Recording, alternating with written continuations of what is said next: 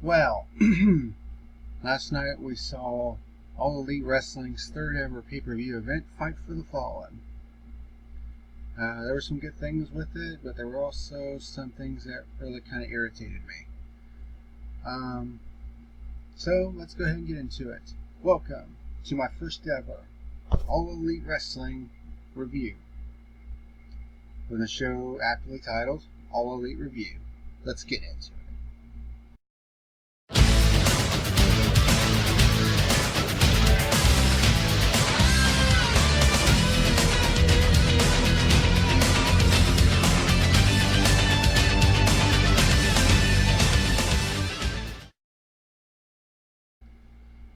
What is happening, ladies and germs? This is the PackerMan, and welcome to my first ever edition of All Elite Review. If you hear some noise in the background, that's probably my air conditioner. It is a bit warm in here, so I'd rather not sweat my balls off while I'm trying to do this review.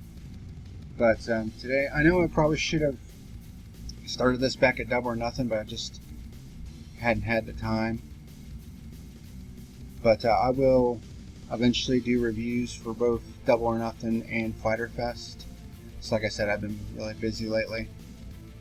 But I definitely wanted to do Fight for the Fallen, which aired last night as I'm recording this. It took place in Jacksonville, Florida at the Bailey's Place Amphitheater. And apparently it was pretty damn warm last night at that venue. Not to mention it was probably pretty balmy there too. So, and there were several people that were saying that it gets pretty hot in that place. So I don't envy those people at all. But I mean, it seemed like every single one of them didn't really want to leave because they were watching a pretty damn good show. So props to the fans who stuck around to watch it. The set was pretty unique. A little bit different than what we're used to in the first two shows. It was just the one ramp this time. And they had like a special wooden ramp that they had built that was basically level with the ring. So a very unique setup. Of course, the venue they were at, I think, kind of played into that a little bit. So there's that to consider.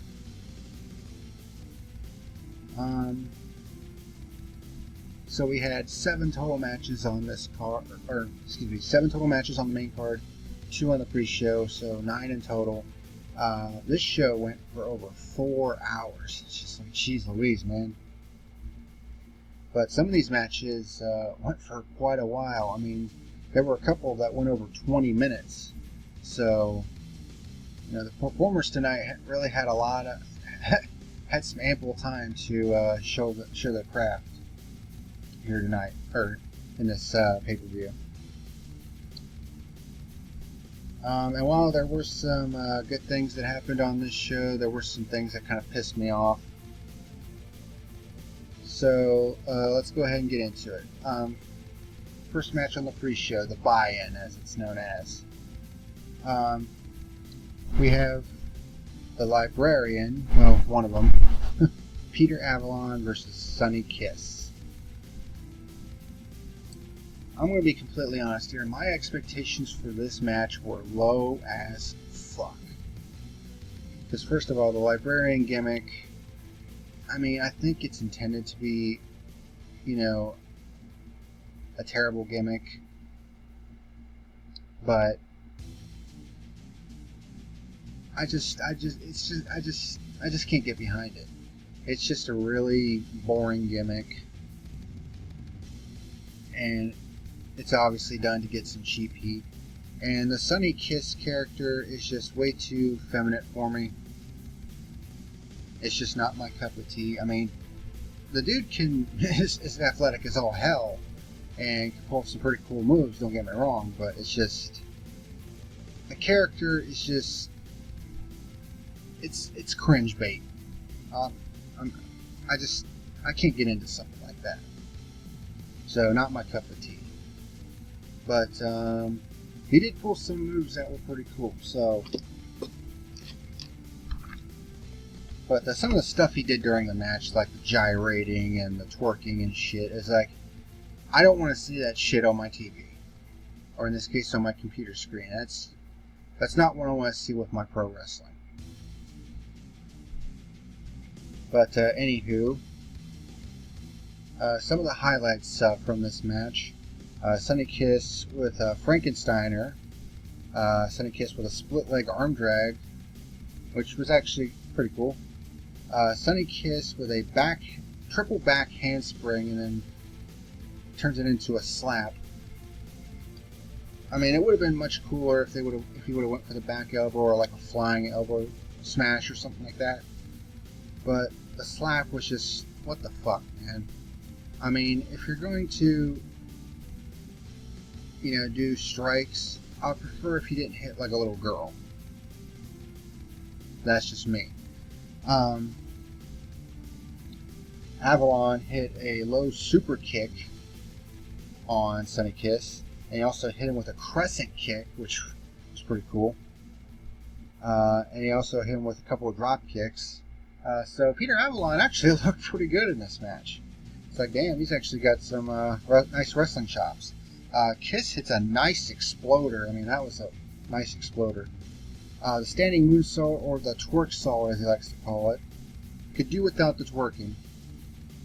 Avalon with a step up enziguri hits a Singapore roll. We actually saw a lot of similar.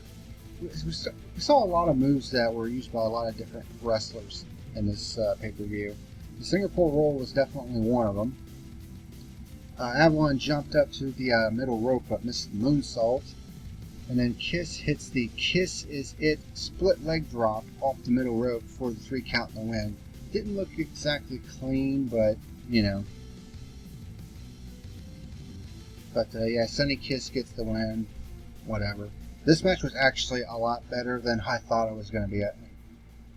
And even though I wasn't really looking forward to it. But since it was the first match on the card, it's fine. Usually you start down at the low end and then work your way up. So, the fact that it was the very first match on the card is fine. It would have pissed me off if it would have been a lot later on the card, or if it would have been on the main card. That would have pissed me off. But this match was actually not that bad, all things considered. So I'll give it 2.5 stars out of 5. That's what I gave it. So it was actually a lot better than I anticipated. Second and final match on the buy-in was Dr. Britt Baker, DMD, and Riho teaming up to take on Shoko Nakajima and B. Priestley. Both of them are champions of their respective wrestling organizations over in Japan. I think B is the champion of Shimmer right now. I can't remember if it's Shimmer or not. And Shoko is the champion of Joshi Pro. And then you look at the other team, Britt Baker and Riho, and they're undefeated. They were undefeated in AEW. So there was something that happened with this match that I did not really agree with, and it might be, it is something that I disagree with JD from New York on, because, he says it is logical. I disagree. So, give me 1 second and we'll get into that. Alright, so Britt Baker and Riho against Shoko Nakajima and B. Priestley. One of the things that kind of came out of this match was the fact that Britt Baker actually suffered a concussion during this match. Many people are speculating that when B. Priestley came in and did like a little stomp while she was kind of kneeling on the ground, that's when she got the concussion. And they kind of had an idea because Baker was trying to go and make a tag to Riho but went to the wrong corner.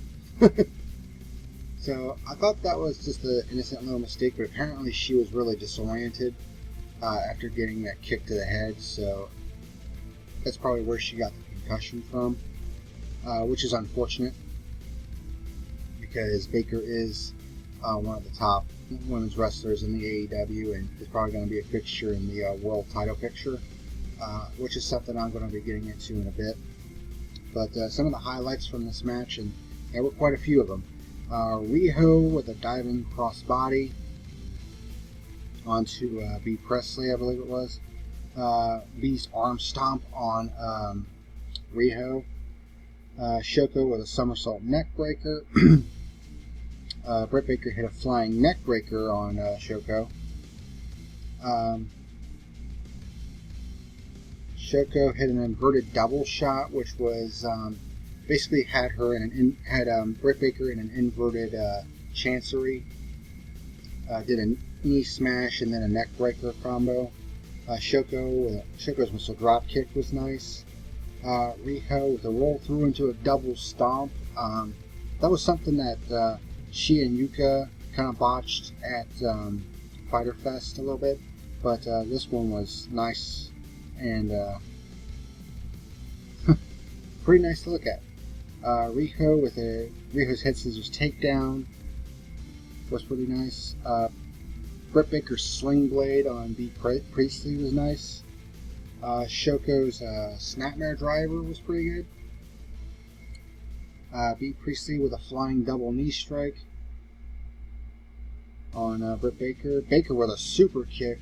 I guarantee you she's been taking lessons from her boyfriend Adam Cole on how to do a super kick. Which is something that Allie really needs to take lessons from, to be honest. And then Baker hits a butterfly suplex.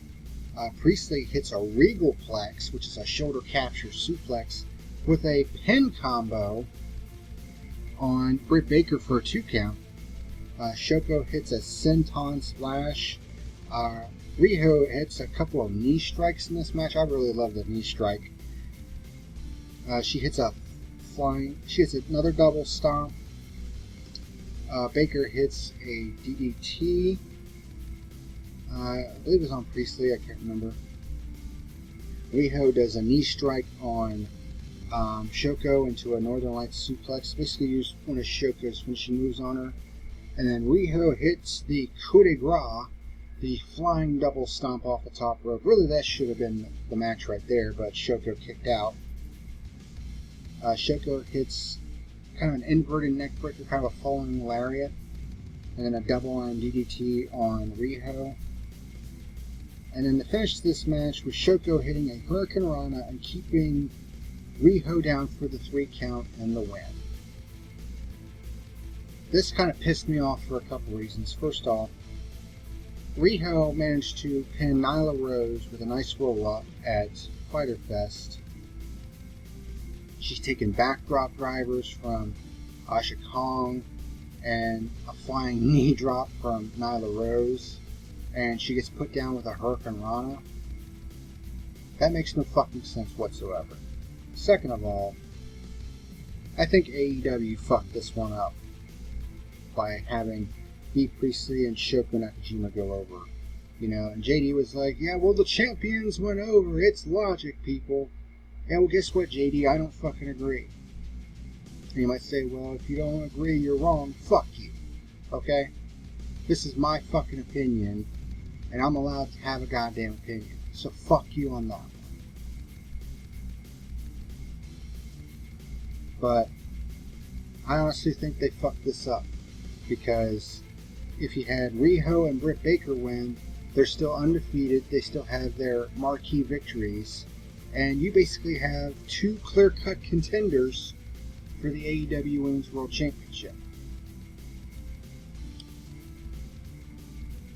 And I'm going to get more into this in a little bit with another match that they severely fucked up on the main card, which was the other women's match. So I'll put that on pause for a minute.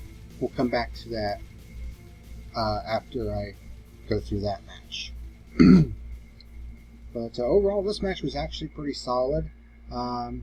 It was a little bit sloppy here and there, and of course, Britt Baker suffering a concussion kind of sucks. But I'm going to give it 2.75 stars out of 5. How about that? A pre-show that actually wasn't total trash for once. I mean, the first match I wasn't really looking forward to. because of who was in it, but it actually turned out better than I thought it would have. And of course, the tag team match right here. I mean, the pre-show for the most part was actually pretty solid. It was a nice improvement over Fyter Fest for sure. Fyter Fest's pre-show was fucking garbage. Outside of excuse me, outside of the first match. So this was a nice improvement over that. So now we get to the main card. This was kind of an unusual match. You have Maxwell Jacob Friedman, MJF, against Shawn Spears and Sammy Guevara against Joey Janela, Darby Allin, and Jimmy Havoc.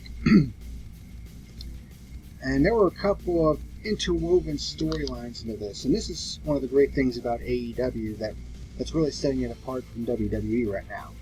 Continuity in storylines, and how they seem to be interwoven with one another. Because the MJF Shawn Spears pairing together was kind of interesting because at Fyter Fest, Shawn Spears brained Cody with a steel chair. And of course, MJF considers himself Cody's biggest friend, you know what I mean? So him teaming with Shawn Spears was, in storyline, not exactly what he wanted. And it pretty much showed in this match when he was, taunting Spears, and all this other stuff, giving him the finger, tagging himself in and all that other stuff. Another thing that was kind of interwoven into this match was the fact that Darby Allin felt like his moment with Cody was taken from him by Shawn Spears because, if you recall from Fyter Fest, Darby Allin went the distance with Cody in a 20-minute time limit draw, and basically showcased how tough it was for Cody to put away Darby Allin. And even though he had him right there at the end, he just ran out of time. And then Shawn Spears came in and basically stole the moment. And that was pretty evident when Spears tagged in and then Darby Allin tagged in, and the crowd just absolutely erupted. And then Shawn Spears, of course, being a little bit of a chicken shit heel now, tagged himself back out. And there is another little piece to the puzzle that adds to the continuity of this at the end of the match, which I'll get to in a minute. So, unfortunately, this match also saw another injury. MJF suffered a severe elbow injury. One second. And what sucks about this is he was scheduled to be at Inspire Pro Wrestling because he was the Pure Prestige champion for that organization, and he was going to be at their Triple Mania show next week. But and he was going to be defending the Pure Prestige Championship against Ricky Starks, whoever that is. I'm not really familiar with him. And MJF is soon going to be exclusive to AEW, so they're not going to be able to reschedule the match. So MJF and Inspire basically came to a mutual agreement to vacate the Pure Prestige title, which is unfortunate. But MJF has had problems with elbow injuries in the past. So, and apparently he re-aggravated a previous injury. So they're going to take him off of the Triple Mania card to prevent further injury to him, which really kind of sucks because MJF, I think, is one of the best heels in the business right now. He really knows how to get, not the kind of heel heat that's go-away heel heat, like a particular person in the next match that I'm going to talk about, but he's got that, I want to see you get your shit pushed in kind of heat. That's the kind of heat you really want. And MJF is definitely doing that right now. So it kind of sucks that he got injured. But highlights from this match. Joey Janela's German suplex on Guevara into the turnbuckle I was like, damn, that was kind of reckless. But, you know, that's these guys' style. I mean, Joey Janela, Darby Allin, Jimmy Havoc, they're risk takers. And you could probably add Sammy Guevara to that list as well as risk takers. And there were some hard-hitting moves in this match. There was actually a funny moment that happened in the middle of this match, which I'll get to in a minute. Darby Allin's high-angle arm drag on Guevara was nice. I mean, he gets some big-time air, and the bumps that dude takes is just crazy. Guevara with a backflip over Janela into a drop kick. That was nice. Havoc's Samoan driver on Shawn Spears onto MJF was pretty cool. Havoc did a superplex on Guevara while standing on top of MJF and Spears while they were kind of shoved together in the corner. And then Havoc hit an acid rainmaker on MJF, which was basically he held him in a waistlock, grabbed his arm, and then did a ripcord into a lariat. That's basically Havoc's finishing move. I mean, I don't know if I would consider that a finishing move. I mean, it's basically just a ripcord into a lariat. But, you know, it is what it is. Guevara with a backstabber on Havoc. That was nice. That was another move that we saw a lot on this show, was the backstabber, which was basically the double knees into the back. Guevara's shooting star flip into a super kick on Janela was nice, although he did kind of stumble on the landing a little bit. And then Guevara just started doing various jumps and dives and planches, and was just all over the place. And then Janela hits a Death Valley driver on Guevara onto the apron. And it's just like, ooh, because the apron is the hardest part of the ring, so hitting a Death Valley driver on the apron of the ring is just woof. And of course, right after that move, Janela looked into the camera, gave it the bird, and said, "Fuck you, Cornette." Of course, referring to Jim Cornette. So apparently, he is not a big fan of Jim Cornette right now for whatever reason. So, which I don't really blame him, because Jim Cornette's a fucking douchebag. You know, that's all I'll say about that. Allin hit a corkscrew plancha, I think, on Guevara, and then, in true heel fashion, Spears comes in from behind. Oh, and also, Allin's corkscrew plancha onto Guevara also injured his ribs, and another little bit of continuity. Darby Allin's ribs were taped up because they were basically telling the story that he injured his ribs when he tried to do the coffin drop against Cody in their match at Fyter Fest. So again, continuity and storylines. Spears hits an Ushigoroshi on Allin, which was basically a fireman's carry into kind of a neck breaker on his knee. And then Spears hits a Death Valley driver of his own on Allin for the 3 count and the win. And another bit of nice storytelling here is because it's obvious that it's going to be Shawn Spears against Cody at All Out. The story that they're telling here is Spears was able to put away Darby Allin, yet Cody was unable to. So, nice bit of storytelling in this match. And it looked like MJF was going to go after Spears after the match, but kind of backed off afterwards. Because, of course, MJF is the chicken shit heel. Although, in this case, it fits him perfectly. I really don't need 2 million chicken shit heels on my wrestling show. I want to see heels that are badass, which is something else I'm going to get into in a later match that really kind of pissed me off.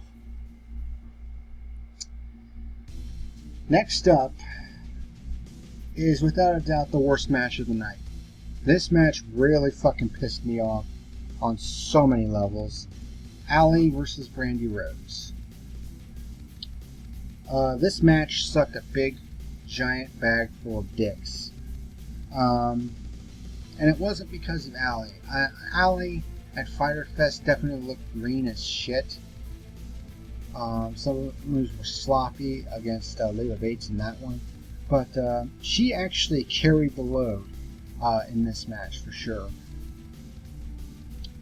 The person that really made this match suck a giant bag of balls was Brandy Rhodes. And I'm just going to be completely blunt here. As a wrestler, Brandy Rhodes just fucking sucks. She is fucking garbage as a wrestler. I'm sorry. I mean, you know, I realize that she's the chief brand officer, but in this match, she was the chief botch officer because, I mean, this match was sloppy as hell. She was missing all kinds of timing and, you know, spots. It was absolute bullshit. And the fact that Brandy went over Allie here pisses me off even more, which I'll get to here in a minute. Which also ties into what happened in the tag match on the pre-show.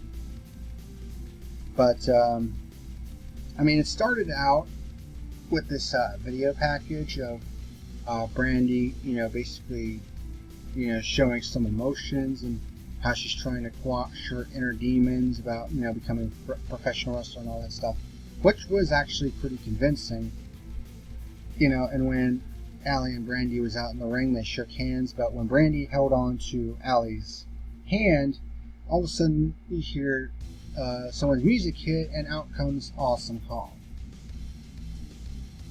Obviously, as Brandy Rhodes' muscle. So, as soon as, you know,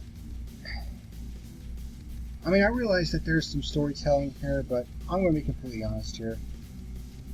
You know, I was kind of drawn in with the video package, but the moment that Awesome Kong comes out and joins Brandy Rhodes as, you know, her muscle in her corner, suddenly everything from that video package was bullshit. And it also doesn't help that, you know, Brandy Rhodes just can't fucking wrestle. She should not be in a wrestling ring. And for her to go over Allie, I mean, she's basically Stephanie McMahon 2.0. And we don't need that fucking bullshit on AEW. We already see it enough on WWE as it is. And WWE is fucking garbage right now. It's a dumpster fire over there right now. And we don't need this type of bullshit on AEW. So Brandy Rhodes going over on Allie. There weren't really a whole lot of highlights to this match. I mean, Allie's super kick was a little bit better. And there were times when Allie should have won. She actually made Brandy Rhodes tap out to a submission hold. But, of course, the referee's back was turned because Awesome Kong got involved in this match. And that's another thing that really fucking pisses me off. Is the fact that, you know, there's outside interference. I fucking can't stand outside interference. It's a relic of the past, and it needs to be done away with. I fucking can't stand that shit. And of course, with Brandy Rhodes going over, the entire title picture is fucked now. Because, and this ties back into the tag match on the pre-show. Having B. Priestley and Shoko Nakajima go over on Riho and Britt Baker just completely fucked the whole thing up, in my opinion. It made the title picture look even murkier than it should have been, okay? If they would have stayed the course and had Riho and Britt Baker go over, all of a sudden you have two clear-cut contenders for the AEW Women's World Championship, and then you have Allie go over Brandy in this match. Look at that. You have 3 undefeated female wrestlers in Riho, Britt Baker, and Allie. And what you could have done was that since they're already unveiling the AEW Women's World Championship belt at All Out, what they could have done was, in addition to that, they could have booked a triple threat match between Riho, Britt Baker, and Allie, the 3 undefeated female wrestlers, if they would have gone over at Fight for the Fallen. And just like that, the winner of that match is the new AEW Women's World Champion. I mean, all 3 would have had a big feather in their cap, and you would have gone into All Out, and you would have had all 3 as undefeated wrestlers, and it would have been the perfect opportunity to crown a new AEW Women's World Champion, the inaugural Women's World Champion at All Out, which I think is going to become AEW's biggest event. You had a golden opportunity to do that, but instead you have B. Priestley and Shoko go over, which I guess in some ways makes sense because they are the champions of their respective organizations, but in my opinion, it just completely screws the whole title picture up more than it should have. I really don't think it was necessary. And then on top of that, you have Brandy Rhodes going over on Allie, when Brandy Rhodes couldn't wrestle her way out of a fucking wet paper bag. And this just completely fucks the whole women's title picture up, in my opinion. So now we don't know what the fuck's going to happen. And sometimes having a bit of predictability and a bit of direction, you know, is a lot better than just murking up the whole damn title picture. I mean, they could have had something good at All Out, you know, between Riho, Britt Baker, and Allie, and they just completely fucked this all up. I think they overthought this. And having Brandy go over, I mean, seriously? Really? You're going to have someone with absolutely no fucking wrestling talent whatsoever go over someone who's actually pretty popular with the crowd. I mean, she was super over at Impact and actually has some wrestling ability. I think she really needs to clean up the super kick a little bit. But this made no fucking sense whatsoever, and I fucking hated it. I gave this match a 0 out of 5 stars. Fuck this match. Moving on. Triple threat tag team match. The winner to go face the best friends at All Out to receive a first round bye in the AEW World Tag Team Championship Tournament. It was pretty obvious who was going to win this match, you know, but again, it ties into continuity. The Dark Order, formerly known as the Super Smash Brothers on the indie scene, of Evil Uno and Stu Grayson, taking on Jack Evans and Angelico and Jungle Boy and Luchasaurus. Now, the Dark Order had already made their presence known. They made their presence known at Double or Nothing when they attacked Evans, Angelico, and the best friends. And there were a lot of people that didn't really know who they were. Although Excalibur knew, but couldn't really say their name for legal reasons. Because their original name was the Super Smash Brothers, I'm not talking about the video game series.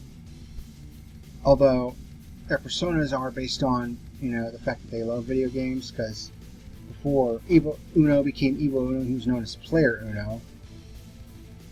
So there's that. And I love the name of their finishing move, which I'll get to in a little bit.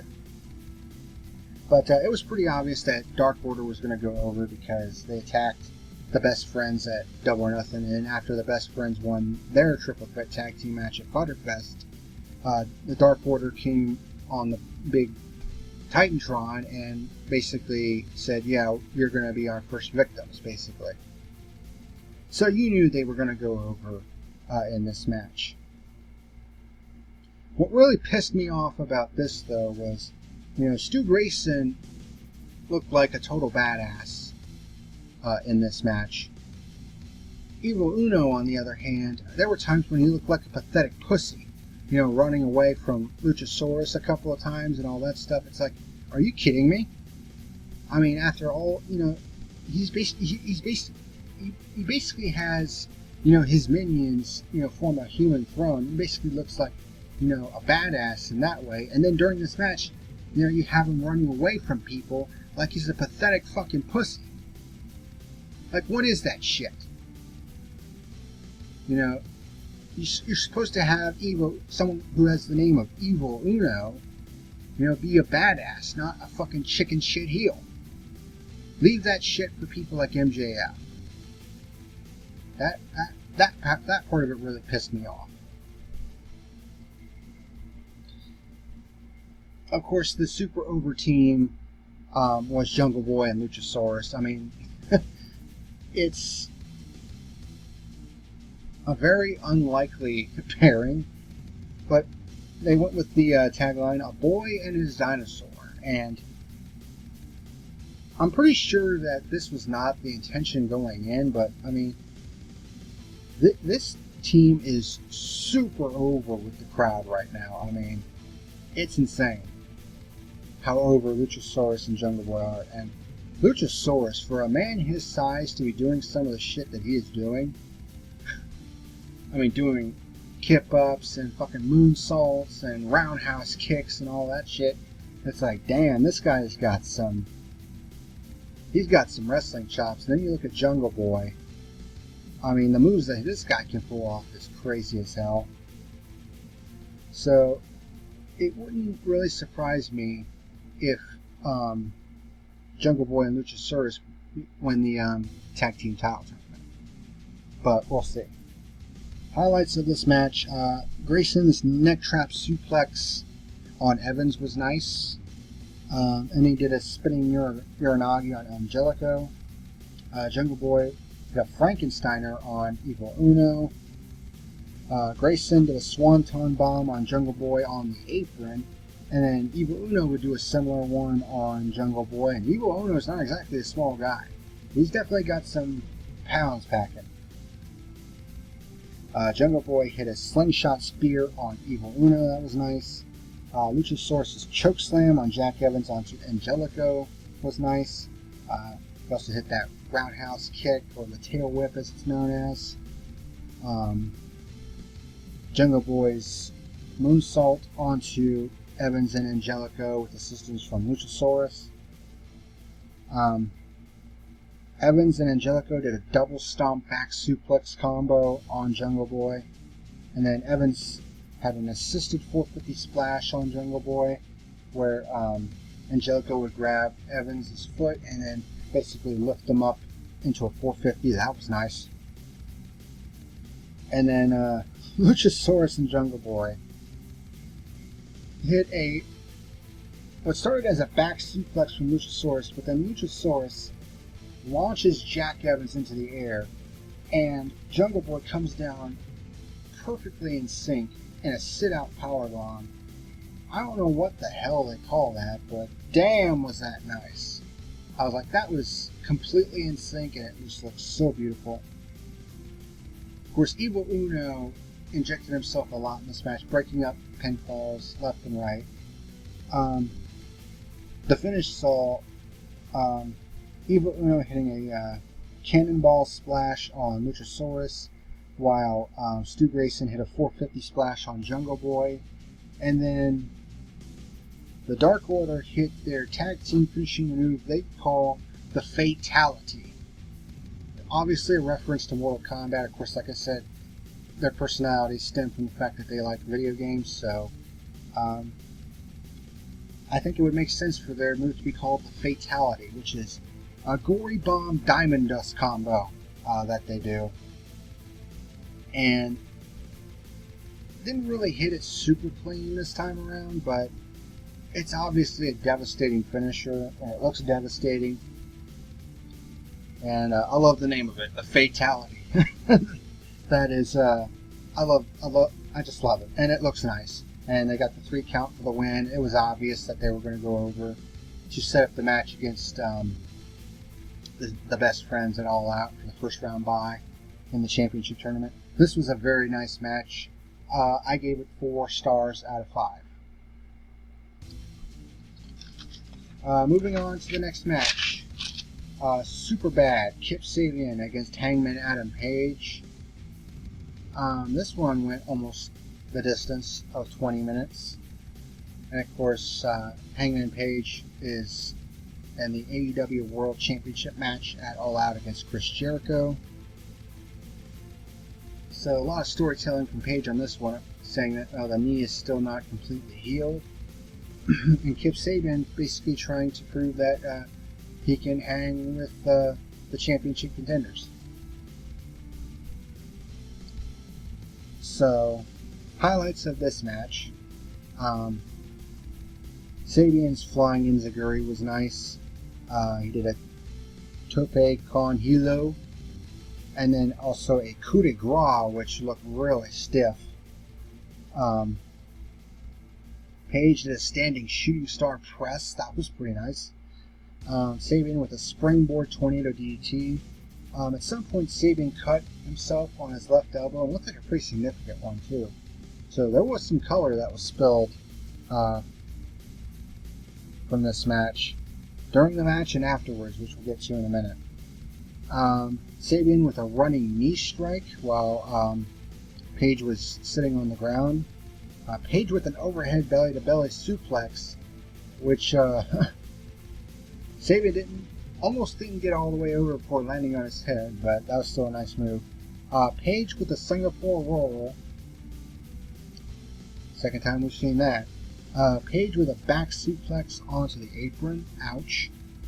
Page with a moonsault to the outside, and this is where he started to really sell the knee a little bit.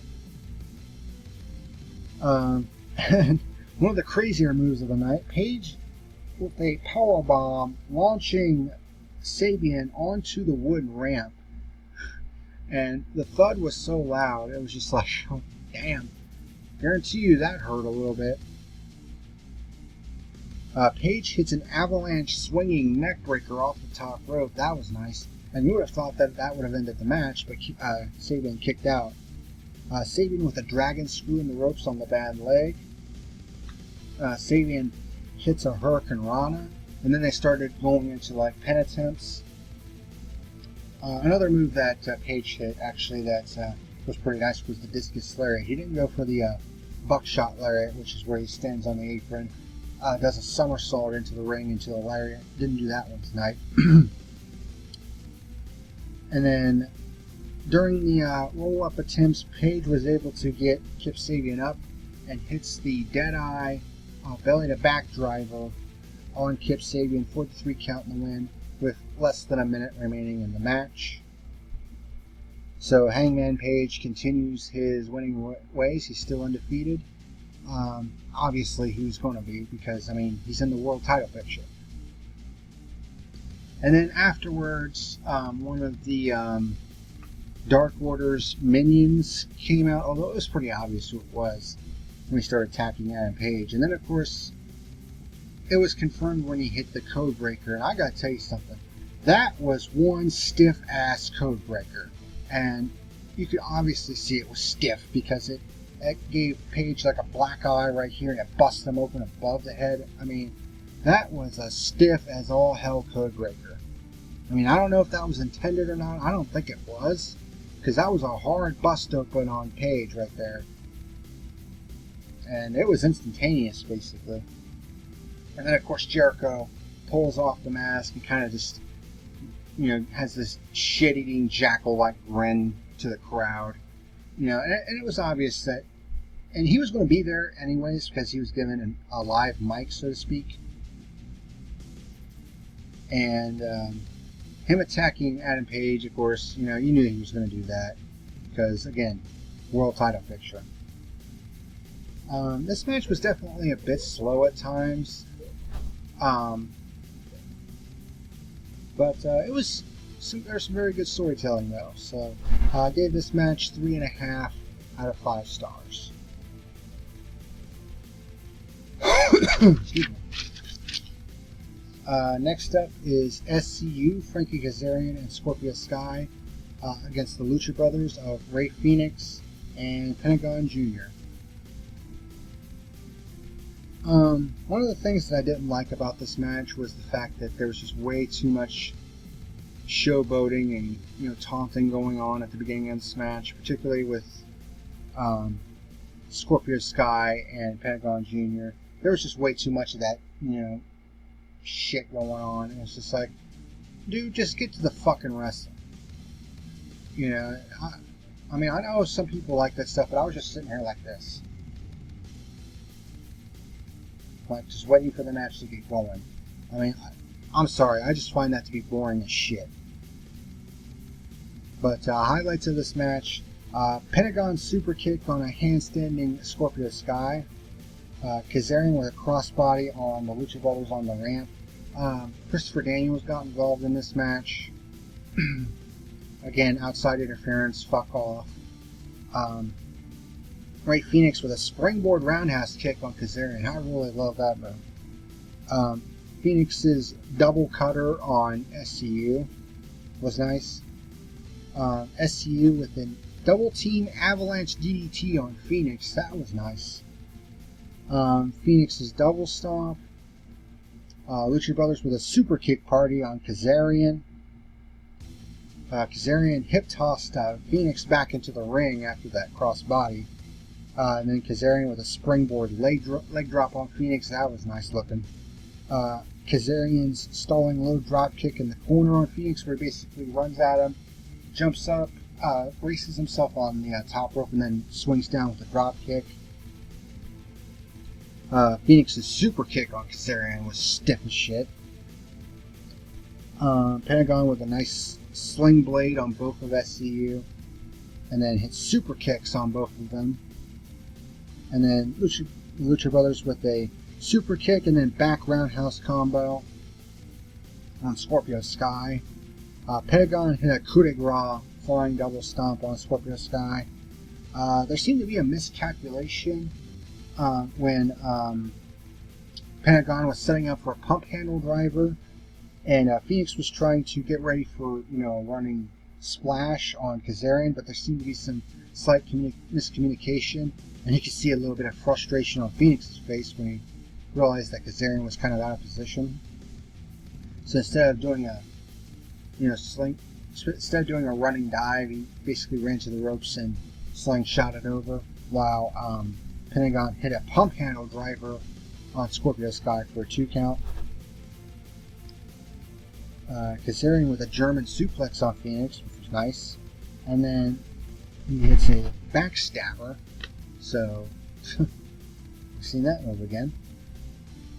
SCU with a double stomp impaler combo on Pentagon. And then Scorpio Sky hits a flying cutter on Pentagon on the apron, which was nice. Kazarian hit a DDT on Pentagon. Pentagon hits a Panama Sunrise on Scorpio Sky, which is basically a Canadian destroyer where Pentagon leaps from the middle rope, jumps down onto a bent over Scorpio Sky, and does the Canadian destroyer on him. There's been a couple instances where Pentagon has not been getting completely over on that Canadian destroyer, and this was another one of those cases. And of course, the Panama Sunrise is Adam Cole's finishing move. And then the Lucha Brothers do their double stomp package pile driver combo on Scorpio Sky for the 3 count and the win. After the match, they bust out a ladder and attack SCU with it, and then basically cut a promo where they speak in Spanish and basically challenge the Young Bucks to a ladder match at All Out, because they faced them twice in AEW and have lost both times. So now they're challenging the Young Bucks one more time, this time to a ladder match, and apparently it will be for the AAA World Tag Team Championships. So, another match on the card that's really going to get a lot of love and attention. And don't be surprised if the Lucha Brothers go over this time. And I gave that match 3.5 stars out of 5. There were some botches, some miscommunication. The taunting at the beginning was just unneeded, and it went way too long for my taste. So 3.5 stars out of 5 for that match. Next ups, Chima versus Kenny Omega. So, of course, Kenny Omega is super over with the crowd. Highlights of this match, and there were quite a few of them. Shima with a double stomp to start out, and then a helo, which he does extremely well. Omega hits a back suplex, which was nice. Omega hit a Frankensteiner.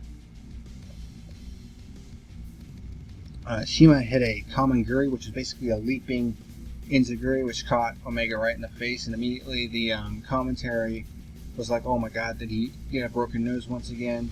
Again, continuity, because Omega broke his nose legitimately at Double or Nothing in that match against Chris Jericho. Omega with a tornado DDT, which was nice. Shima hits a perfect driver, which was basically a leg trap Falcon Arrow for a 2 count. Omega with a nice wheel kick, which looked very stiff. Omega with, of course, his V-trigger knee strikes, which he hits multiple times in a match. And they look stiff as all hell. Shima's sunset flip powerbomb counter, and Kenny nearly landed on the back of his neck. That wouldn't have been good. Omega starts focusing on the legs of Shima after Shima misses on a Meteora, which he tried I think like half a dozen times in this match. Omega hits a Singapore roll, so the third time we've seen that move. Went for a combo moonsault after he does the Singapore roll, jumps up, tries to hit a moonsault, but Shima counters by getting the knees up. Omega, of course, hits his patented Snapdragon suplex, which looks absolutely devastating. Shima with a backstabber, so again, the backstabber seen in this pay-per-view. Shima's running dropkick was nice. Shima had a suplex on the outside.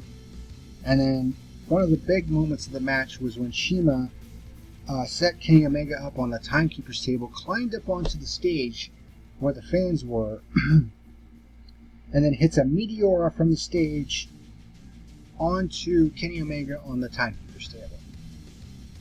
That was definitely the highlight of the match. And then Shima starts hitting many different Meteoras, one to the back of the head, one to the front for a 2 count. Omega hits a perfect driver of his own, except he does his like a Ushigoroshi, where he drops Shima onto his knee. Shima with a DDT counter out of the powerbomb, which was nice looking. Shima hit a Schwein on the apron, which was an air raid crash. Basically a belly to back driver where Shima has Omega's head hooked underneath his arm. That's a bump.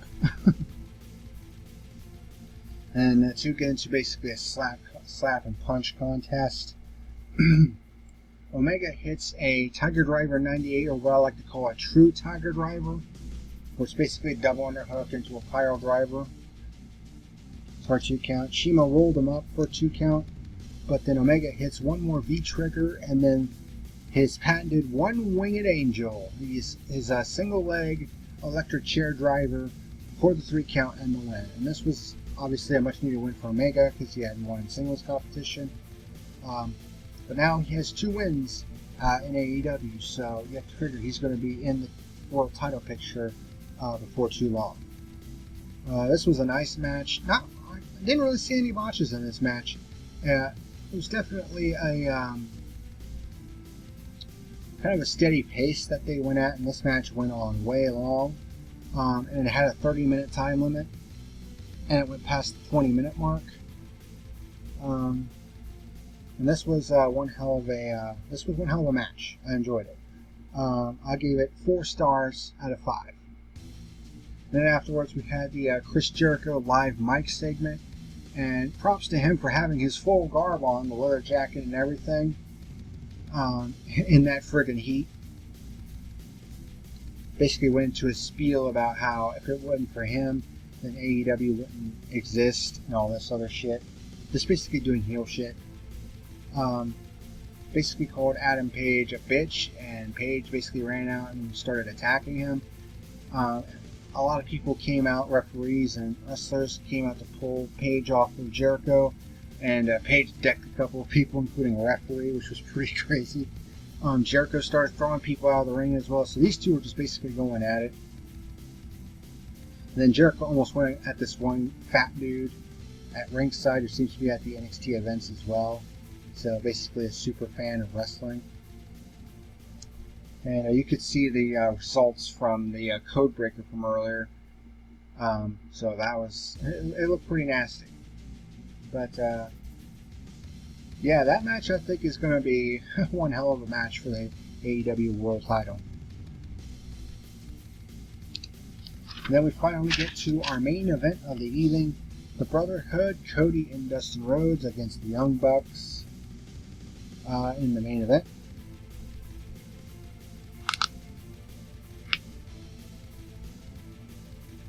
So this came about because at Double or Nothing, after their match, Cody asked Dustin to be his tag team partner against the Young Bucks, basically in the spirit of competition.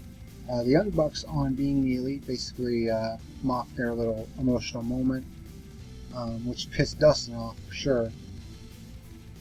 And this match, it was a bit slow at times, but it was nicely choreographed. It was old school storytelling, and it had a lot of great moments in it. There's so many different moments to go through. Highlights of this match. I need to make this quick because IndyCar is getting ready to come on, and I gotta get ready to do the review for that. So. Some great mat wrestling between Nick and Cody. Matt Jackson hit a crossbody on the Brotherhood, on both of them. The Young Bucks springboard assist drop kick on Dustin was nice. Young Bucks do twin dives to the outside on the Brotherhood, one on the other side of the ring. And then, of course, classic Young Bucks, Nick with a springboard X Factor on Dustin. And then flips over into an Asai moonsault on Cody on the outside. The Young Bucks hit a double suplex on Dustin and then a double drop kick on Cody. And then when Cody got knocked off the apron, Nick got up to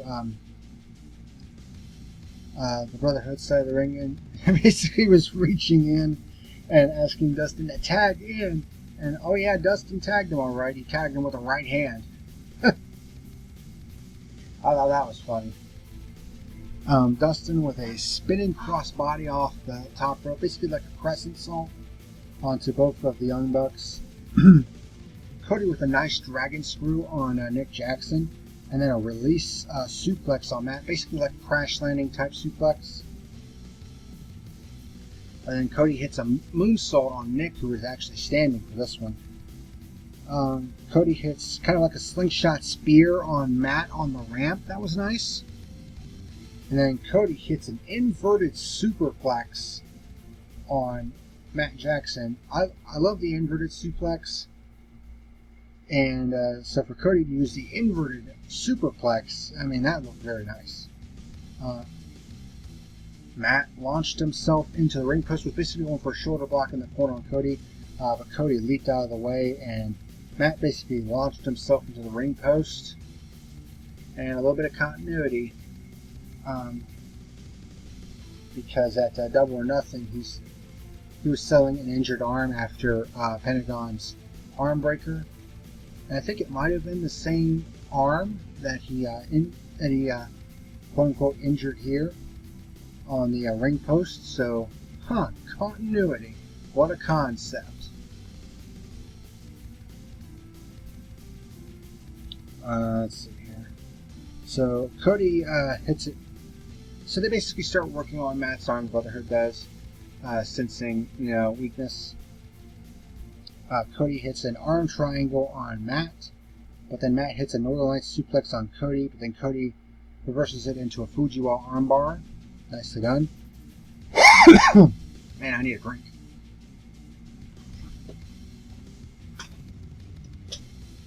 Nice to have a mini fridge in here.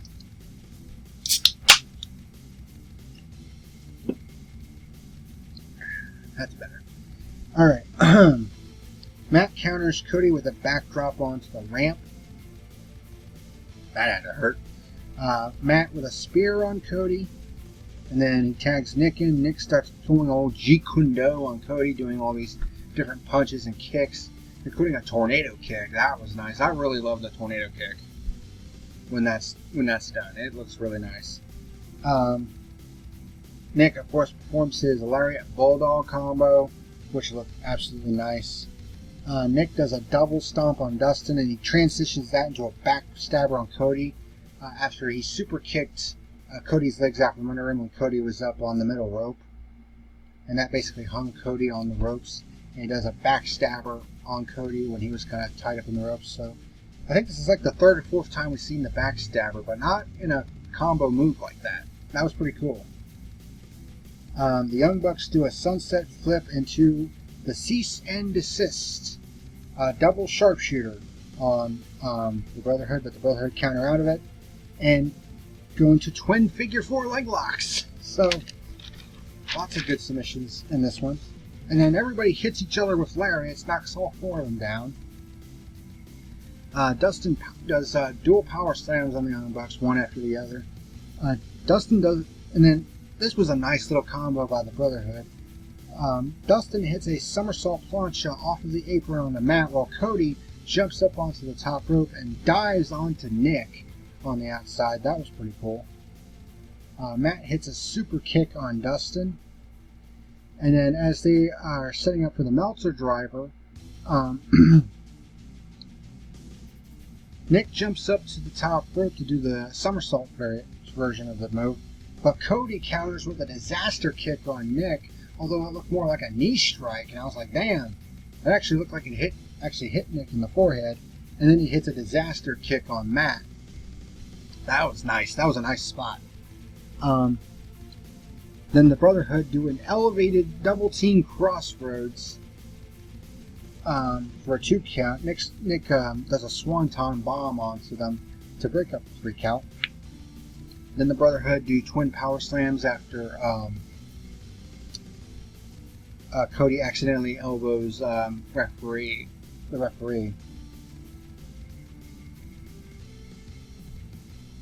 And then the Brotherhood hits Shattered Dreams on the Young Bucks. And then they do twin suplex crossroads, which is Dustin's variation of the move, where he puts him up into a suplex but then twists it into like a neckbreaker type move. And they got a double 2 count on that one. Young Bucks go super kick party on a diving Cody on the outside. Matt hits a dynamic elbow drop to Dustin for a 2 count. Dustin hits a Yoshi tonic on Matt for a 2 count. The Young Bucks do twin super kicks to Cody to the back of his head, right to the back of his head where he was hit by the chair. And then the Brotherhood does a super kick party, basically turning the Young Bucks move against them, and then the Young Bucks come back with their own. Nick actually hits a crossroads on Cody for a 2 count. Nick dives down onto Dustin and then sets up for the Meltzer driver on Cody for the 3 count and the win. So the Young Bucks remain undefeated in AEW, heading into their match, I assume against the Lucha Brothers for the AAA Tag Team Championships in a ladder match at All Out. This was a long-ass match, but well choreographed, very old school. Lots of great storytelling in this one. I gave this match 5 out of 5 stars. It was absolutely awesome. I didn't really see any botches in this one either. So, very nice match, and a picture-perfect main event in my opinion. And then after the match, they presented a check for $150,000, which was going to victims of gun violence, which I thought was a pretty classy move on their part. So, what am I going to give this show overall? Well, let's see. 3 matches got 4 stars. 1 got 5. We have 2 matches that got 3.5 stars. The pre-show was actually a decent one for once. Really, the only match that was garbage was the Allie Brandy Rose match, and that was basically because of Brandy Rose. But really, other than that, I mean, the show was actually pretty good. There were some botches here and there, but you'll expect that. But there was still some solid storytelling, some nice continuity, and honestly, considering how balmy the temperatures were last night in Jacksonville, I think these guys put on one hell of a show. It's just unfortunate that there were some injuries as well. But overall, this was a pretty solid show. My final rating for AEW Fight for the Fall in 2019, I'll give it a 6.75 out of 10. I think it would have gotten a little bit higher, like maybe a 7.5, if it weren't for the fact that Brandy Rhodes basically fucked things up. And of course, B and Shoko going over I didn't really agree with. So that costed some points. But other than that, really nice show. And of course, heading into the big one at All Out, which will be the last show before they finally start the weekly television show in October, which I'm really looking forward to. Oh, God. And this review went on a lot longer than I thought it would. Over an hour at this point. But that's pretty much going to do it for this first ever episode of All Elite Review. Thank you very much for watching, and until next time, this is the PackerMan signing out. Well, that is all for today's video. Thank you very much for watching. Be sure to rate, comment, favorite, like, and subscribe to my channels here on YouTube.com and over on BitChute.com. If you would like to sponsor my channel, go to my channel page at subscribestar.com. Thank you very much for watching, and until next time, this is the PackerMan signing out. Have a good one.